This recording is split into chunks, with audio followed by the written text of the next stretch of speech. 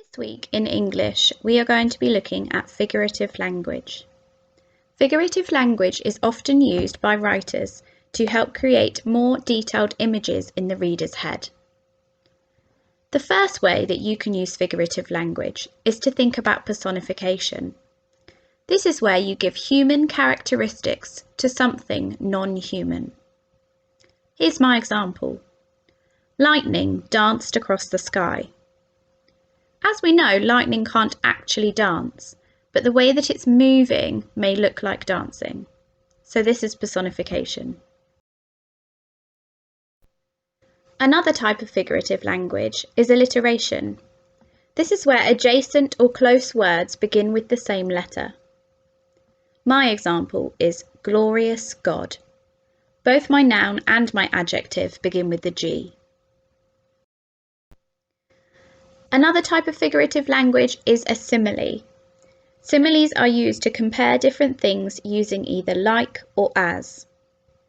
My example says, the column stood still like a statue. I'm saying that the way it was stood was like a statue. You could also reword it with as by saying, the column stood as still as a statue. And the final type of figurative language we have been looking at this week are metaphors. Metaphors are similar to similes, except they don't use like or as. So I have changed my simile into a metaphor and it now says, the column was a statue standing still. Rather than using like or as, I have just said that it was or is.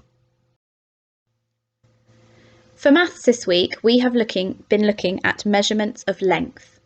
Millimetres, centimetres, metres and kilometres. Towards the end of this week, we have been looking at converting measurements. I have got a helpful hint in the top left corner here. This is going to help you remember how to convert different measurements of length. 10 millimetres is the same as 1 centimetre.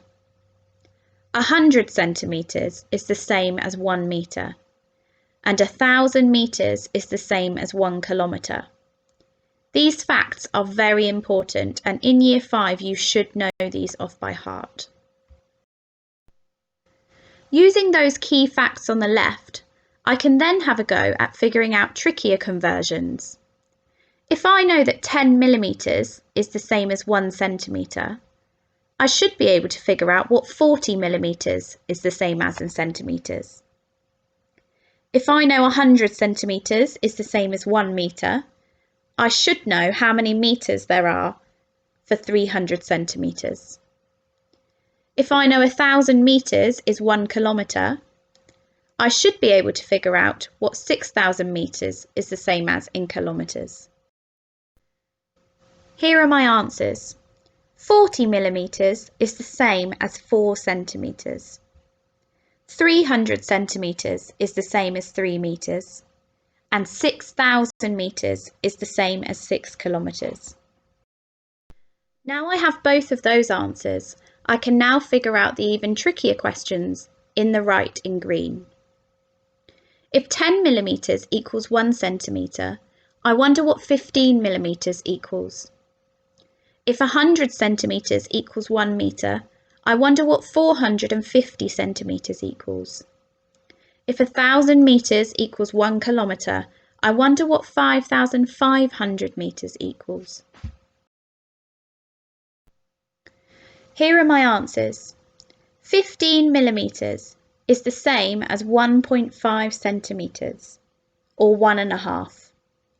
450 centimetres is the same as 45 metres, and 5,500 metres is the same as 5.5 kilometres.